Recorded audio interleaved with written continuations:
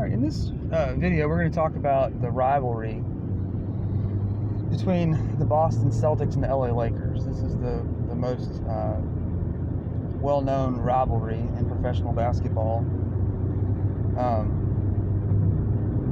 So we're going to start at the beginning. So basketball was created by Dr. James Naismith back in 1891.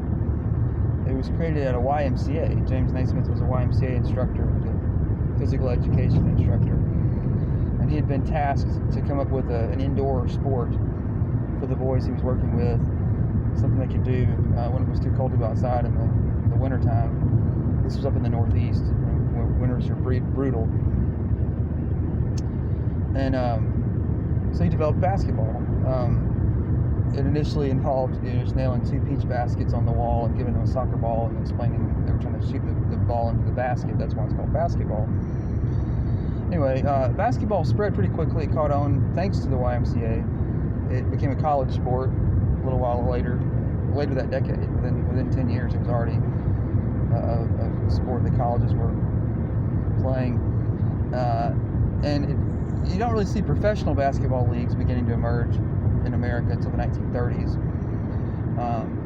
Basketball became an Olympic sport in 1936, the Summer Olympics.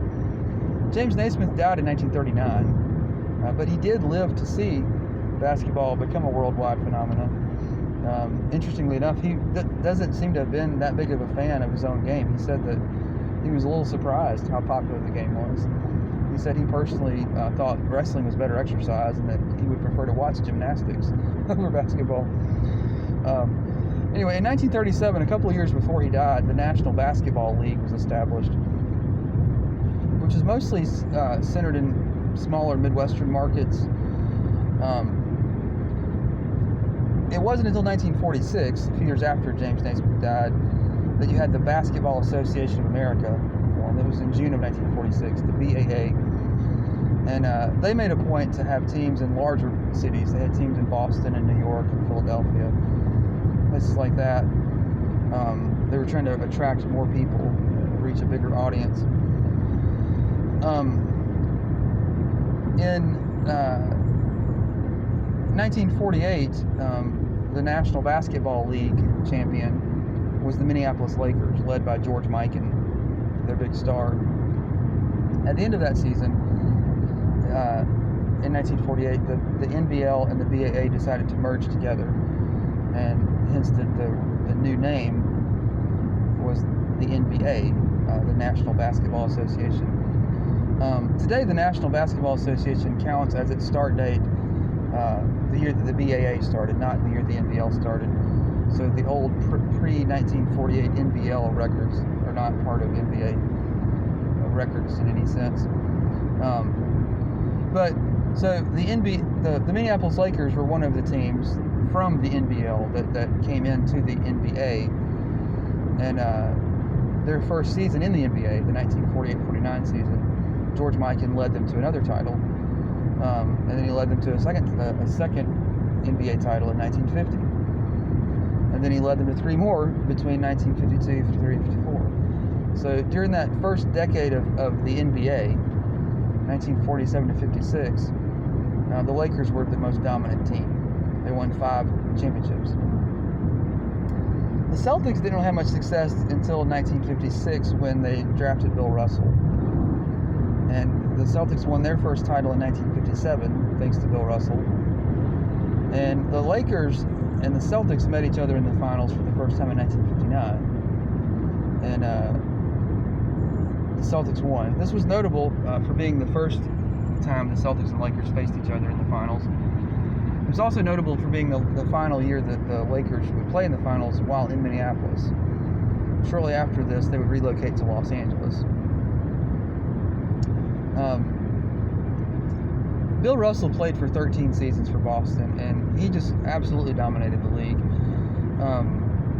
The Celtics dominated the league thanks to him.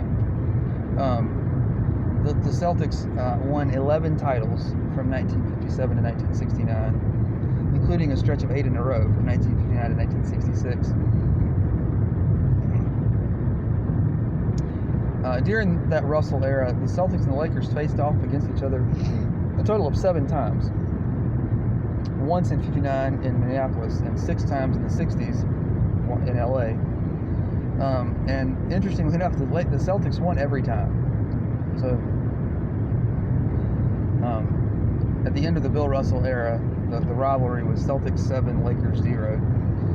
The final time they met during the Bill Russell era, 1969, was especially notable. The Lakers stars were Jerry West and Wilt Chamberlain. Bill Russell was one of the big stars for Boston still. He was actually the coach of the team as well. He was functioning as a player coach. John Havlicek was another big star for Boston at this time. So the Lakers were heavily favored to win this game.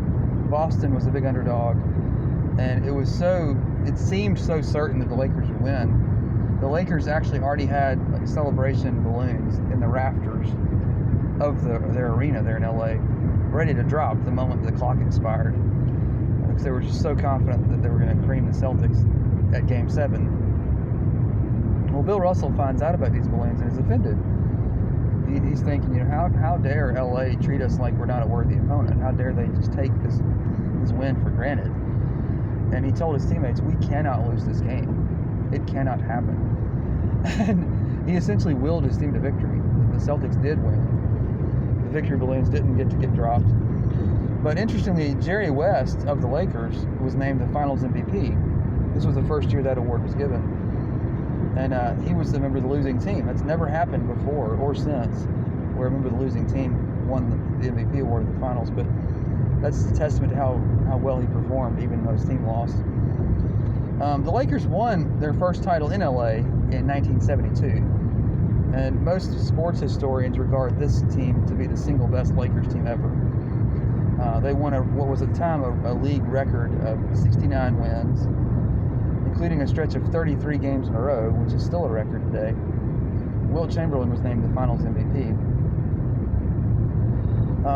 The Celtics didn't face the Lakers at any point in the 70s in the finals, but they did win a couple of titles. One against the Milwaukee Bucks in '74.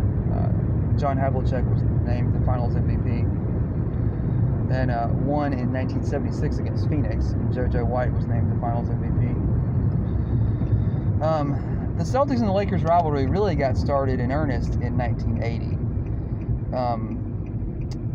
For a new generation, this was the Magic Bird era.